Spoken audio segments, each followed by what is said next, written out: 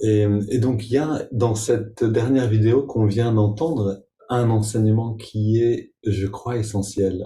Euh, donc, Yogananda était dans cette assemblée, vous avez entendu, hein, dans cette assemblée avec un prêche, un revival meeting. C'est une sorte de prêche où il y a la foule qui répond et puis une sorte de frénésie comme ça, d'énergie qui monte. Et la personne a culminé, en fait, cette énergie a culminé dans le fait que le prêche, la femme la pasteur qui donnait le prêche a dit, vous êtes tous des pécheurs, mettez-vous à genoux.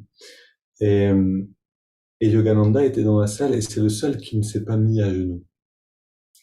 Et, et ici, donc, c'est pas un manque d'humilité, mais c'est justement ne pas s'accuser soi-même, ne pas se juger soi-même, ne pas prendre comment dire, ne pas supposer, savoir se juger, pardon, se juger soi-même, mais accepter d'être simplement qui on est, au-delà de nos fautes, au-delà de nos imperfections, être des enfants de Dieu. Et ici, je crois que Naya Sommeil Maria disait quelque chose d'essentiel. Elle nous dit, si vous vous croyez pécheur de cette manière, alors ça peut devenir très difficile d'avancer sur le chemin spirituel. C'est-à-dire si nous-mêmes, on se catégorise, je suis pécheur, je fais des erreurs, on met l'accent sur quelque chose en nous, et ce qu'on nourrit, c'est-à-dire ce sur quoi on met l'accent, va prendre le dessus dans notre vie. Et donc, bien sûr, on n'est pas parfait et on est en chemin, mais on est des enfants du divin et on a aussi cette aspiration, on a aussi des qualités qui sont belles. Quelque chose qu'on aime faire avec Alba quand on sent on a besoin d'un petit peu de lumière, on se dit, allez, qu'est-ce qu'on pourrait se dire de beau? Qu'est-ce qu'on aime chez l'autre? Et puis pendant quelques minutes, on prend le temps de, voilà, qu'est-ce que j'apprécie chez toi? Et puis de le dire, de le formuler. Et puis de recevoir aussi ce que l'autre apprécie chez nous. C'est quelque chose qui peut complètement transformer notre relation, la qualité de l'interaction et aussi notre vision sur nous-mêmes. Et qui va complètement à l'encontre de mettre l'accent sur je suis un pécheur, dans le sens je rate les choses, je rate les choses. Si en effet on dit à l'autre, eh ben, il y a ça et ça que t'as pas fait bien aujourd'hui, et puis l'autre nous dit, ben toi, tu as raté ça et ça, on va pas avoir on va pas créer un climat très propice, on va dire, pas quelque chose de très porteur. Mais si on dit à l'autre, eh ben, j'aime cette qualité que tu as je sais pas, de garder une maison dans une harmonie, ou j'aime ton amour pour la nature, etc. Toutes ces choses qui sont en nous, si on peut les formuler, ça nous donne une grande force euh, pour justement nous élever dans la méditation. Et donc, d'une certaine manière, voilà, les fruits de la méditation sont en grande partie les fruits de notre attitude envers nous-mêmes. Voilà, donc, juste quelques mots à propos de cette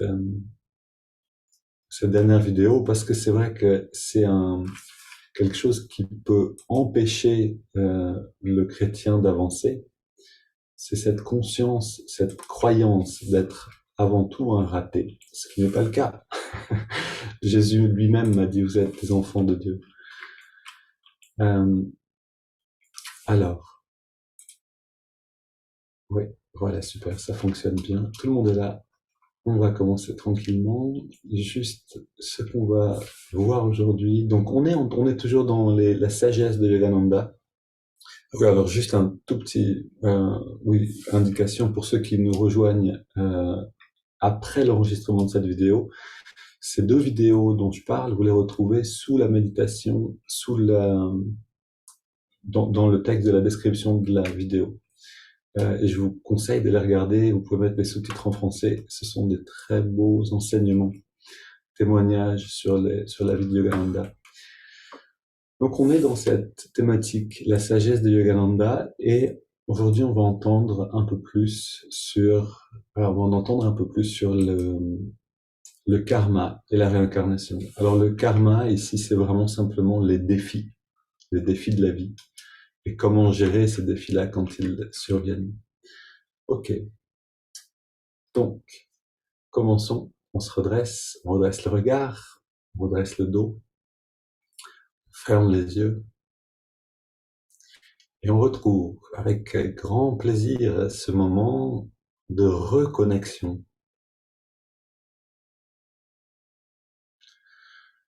Songez un instant à ce guide qui est là autour de nous toute la journée, toute la nuit, constamment, toute notre vie, et qui attend l'opportunité de communiquer avec nous.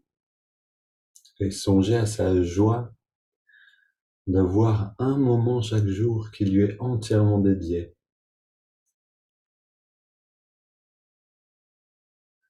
On concentre toute notre attention à la jonction des sourcils et on s'adresse à lui. Avec la prière qui nous convient, avec le mantra ou avec cette phrase « Ô guide divin, guide-moi maintenant et en chaque instant de ma vie ».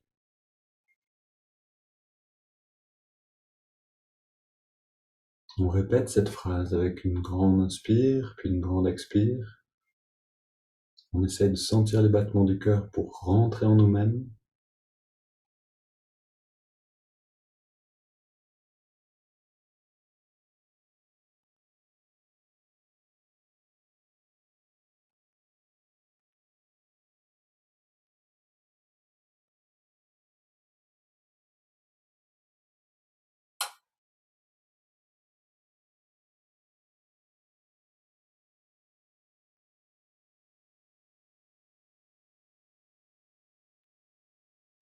Et on rentre dans le rythme naturel de cette pratique.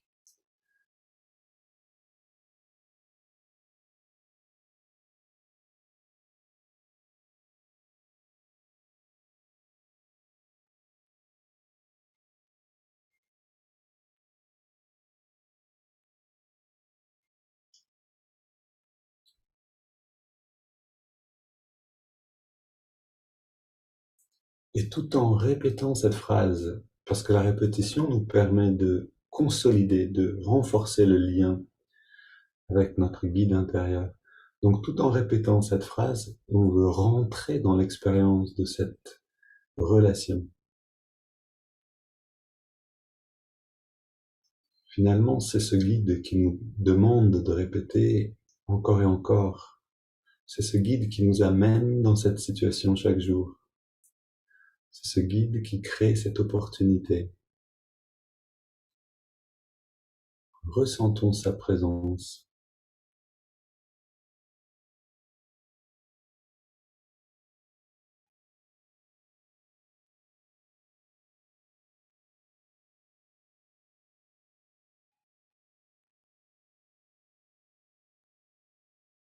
Dans la prochaine inspire, on garde cette pratique et cette présence, plus que la pratique, la présence, l'expérience de cette présence à l'esprit. On entrelace les doigts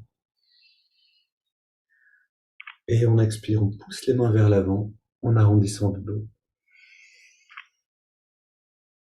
Inspire vers le ciel.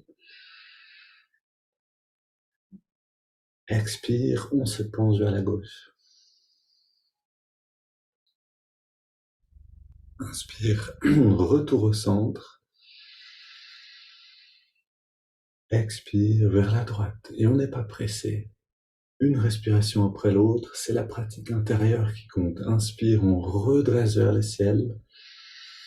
C'est l'expérience de la présence qui nous intéresse. On se tourne vers la gauche, on pose les mains et on reste dans la position 3 respires.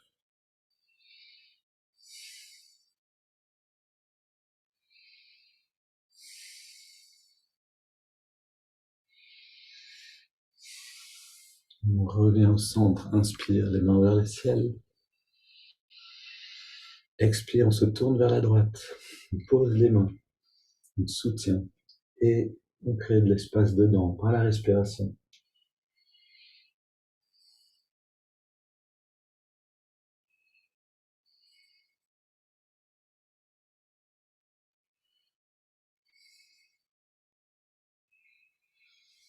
Retour au centre, on pose les mains sur le sol derrière ou sur la chaise derrière nous, on va dans la flexion arrière et on adapte le rythme de la pratique intérieure. 20 respirations profondes, inspire par le nez, expire par la bouche.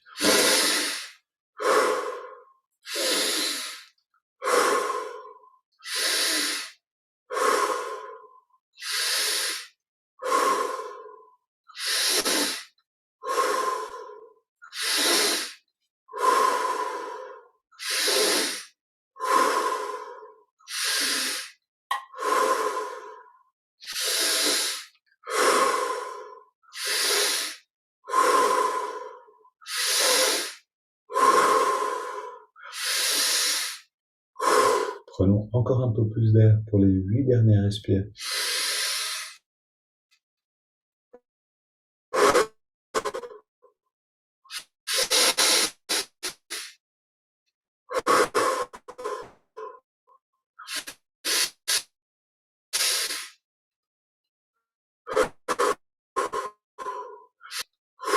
Inspire. Dernière. On revient au centre. Les mains posées sur les cuisses pour vérifier une grande inspire. En se détendant, on laisse l'air sortir et on arrête de respirer. On plonge dans les sensations intérieures.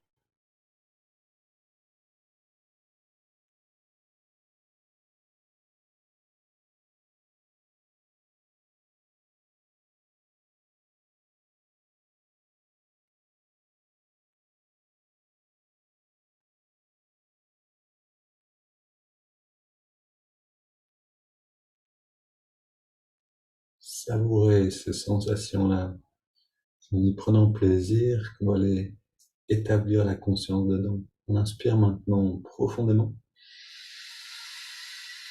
On garde l'air dedans, on rentre le ventre.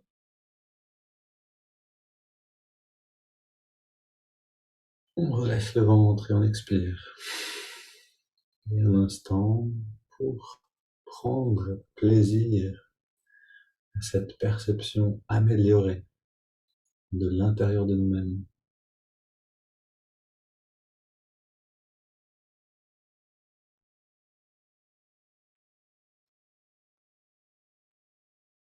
On est en train de passer d'un plan de conscience à un autre.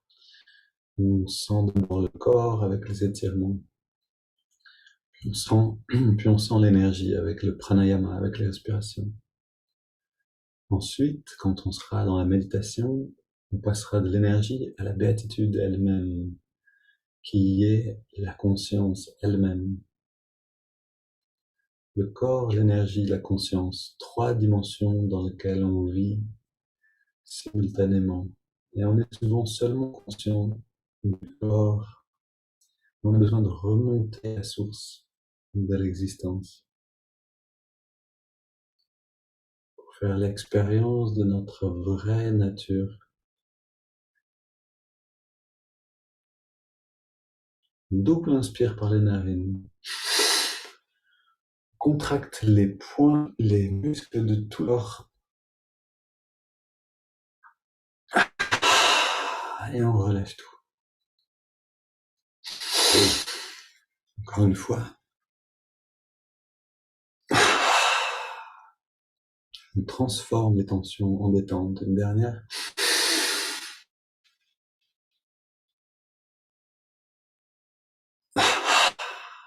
Parce que sont prisonniers de la perception du corps.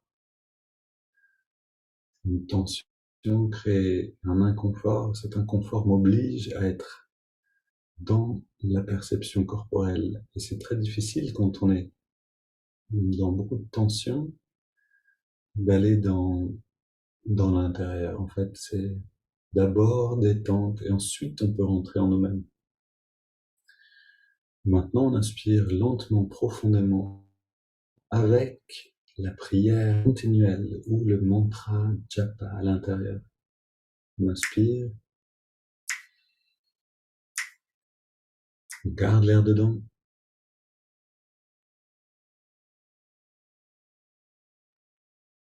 Et on expire.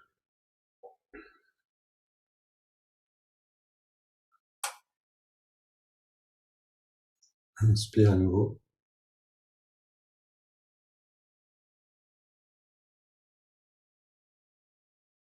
Garde.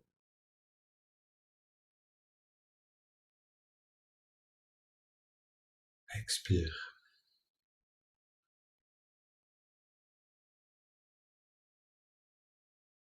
Inspire.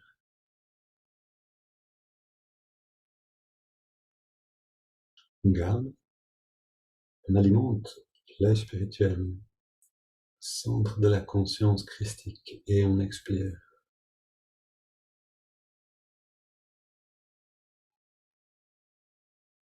Dernière fois, inspire.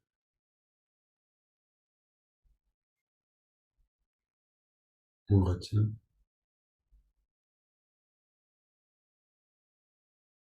Expire.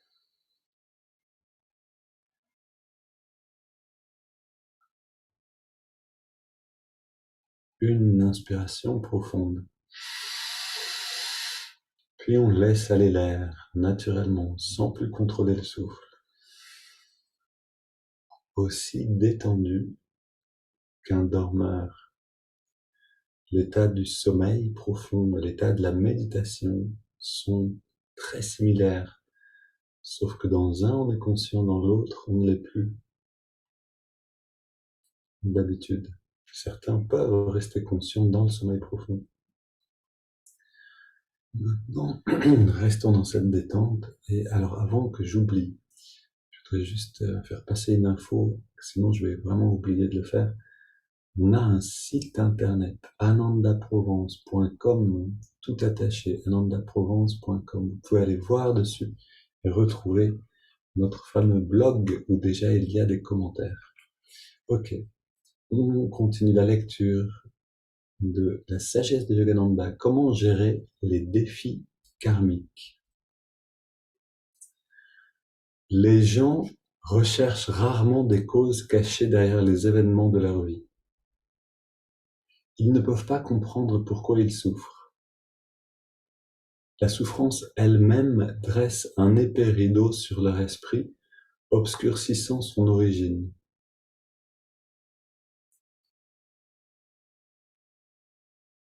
La traduction est quelquefois un petit peu rapide, mais la souffrance dresse un rideau sur l'esprit, obscurcissant son origine.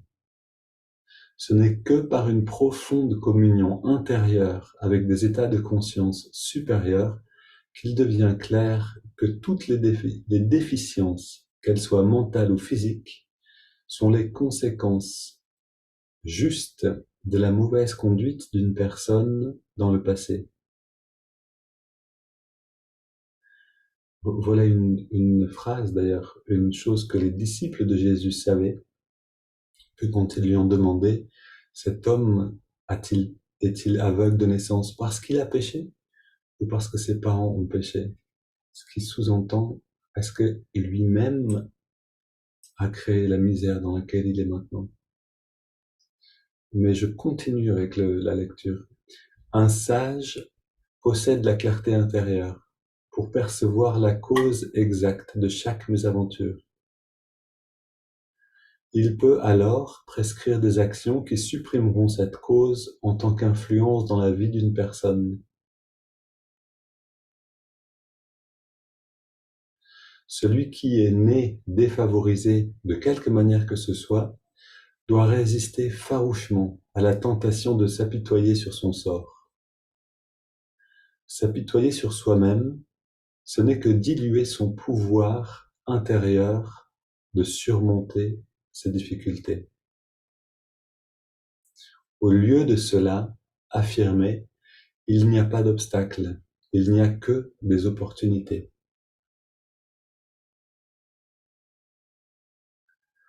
N'accusez personne, pas même vous-même. Le blâme et l'accusation n'effaceront pas ce qui a été fait. Il affirmera plutôt votre dépendance à des circonstances sur lesquelles vous n'avez plus de contrôle. Cherchez Dieu dans le silence intérieur. Réconciliez-vous avec ce qui est et avec ce qu'il faut faire pour y remédier. Vous pouvez remodeler chaque karma, c'est-à-dire chaque difficulté ici, à condition qu'à partir d'aujourd'hui, vous viviez par la conscience de l'âme, ou dans la conscience de l'âme.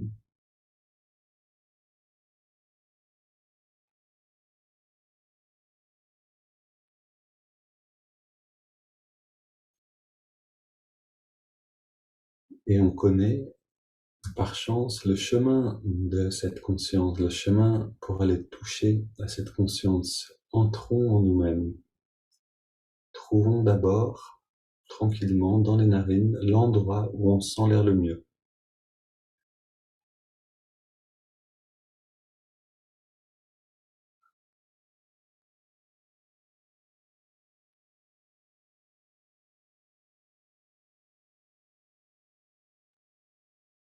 Dans toute la longueur des narines, trouvez l'endroit de sensibilité maximum.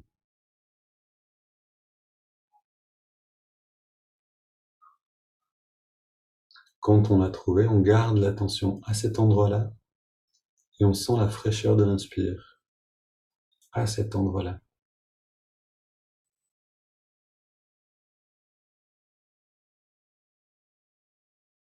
On sent aussi la tiédeur, la chaleur de l'expiration à cet endroit-là.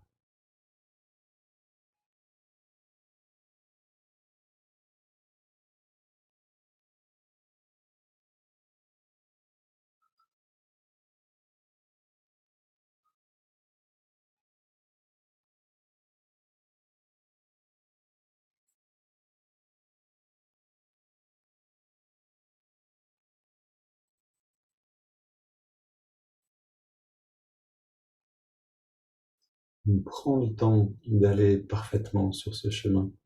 Chaque étape est cruciale, est importante. Une fois qu'on sent la fraîcheur et la tiédeur à l'endroit où on sent l'air le mieux dans les narines, on ajoute le mouvement de l'index de la main droite. À l'inspire, l'index revient d'1 centimètre vers la paume de la main. À l'expire, on relâche l'index complètement et tous les muscles du corps en même temps.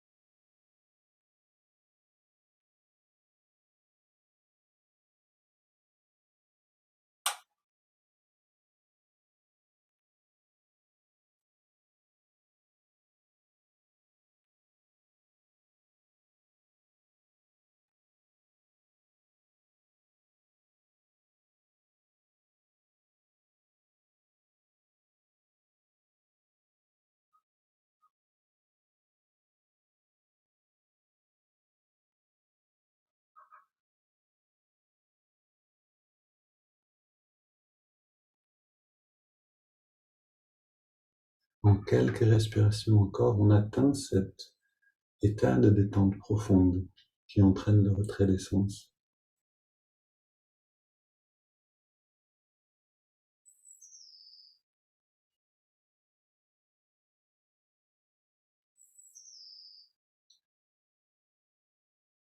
Et on intègre maintenant le mantra Hong sur l'inspire, So sur l'expire.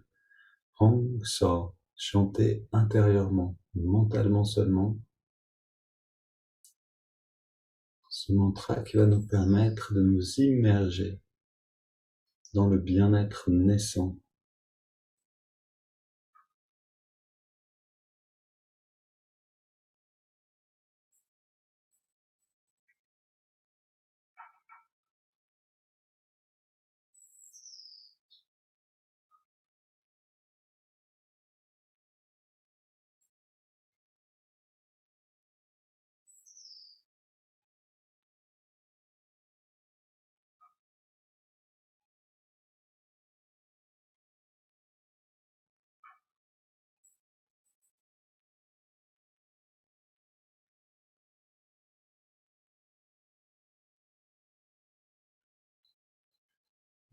Quand vous sentez le changement de perception en vous-même, abandonnez le mouvement du doigt.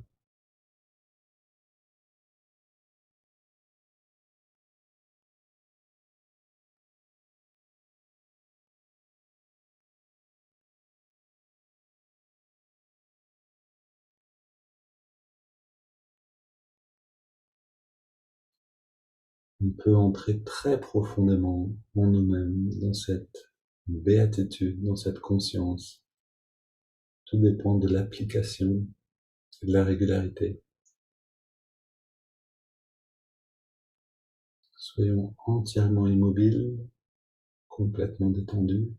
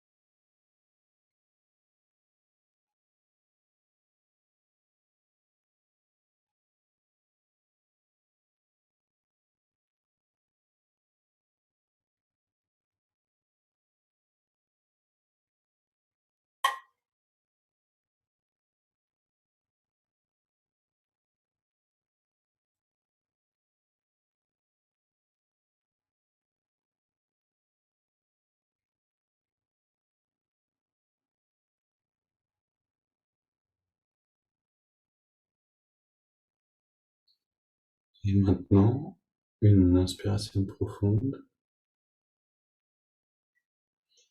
3 expires. On garde l'air au dehors un instant. Et la respiration est libre.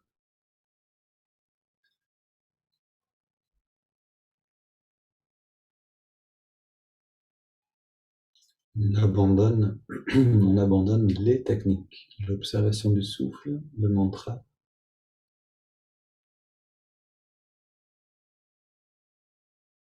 et on laisse ce contact avec l'âme s'épanouir en nous-mêmes.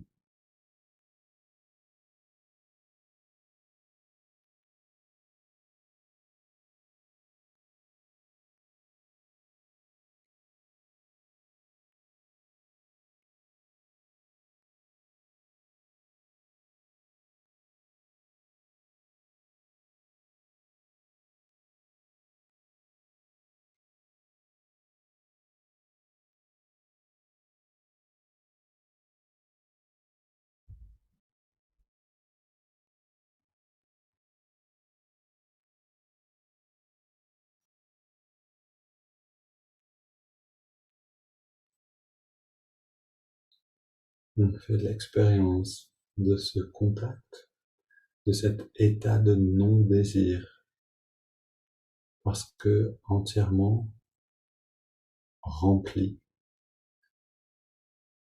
établi dans le contentement.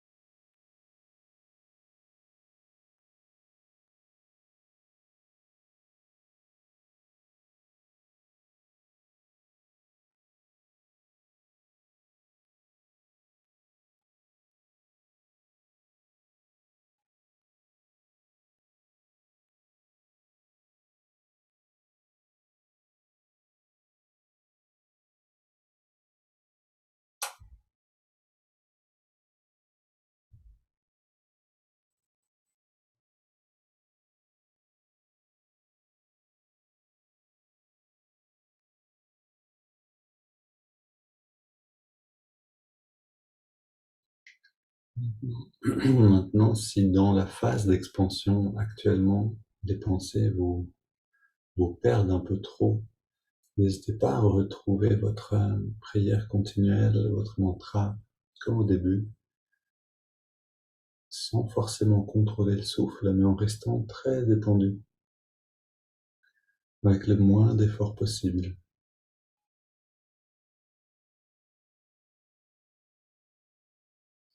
Puis quand les pensées s'apaisent, on peut abandonner un instant la prière, la pratique intérieure, donc la prière continuelle, retrouver l'expansion. Puis quand les pensées reviennent, on retrouve le mantra ou la prière.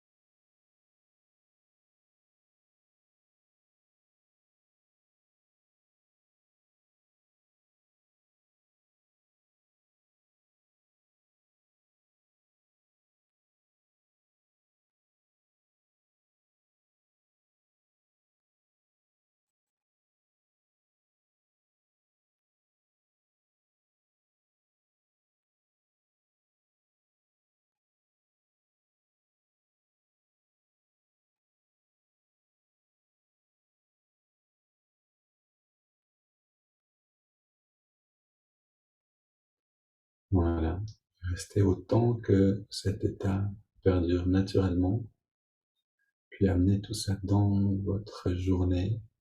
Demain, je pense vous proposer un petit satsang et pratique de 8 à 9. Je vous confirme ça rapidement par email. Et bienvenue pour visiter notre site en construction, anandaprovence.com.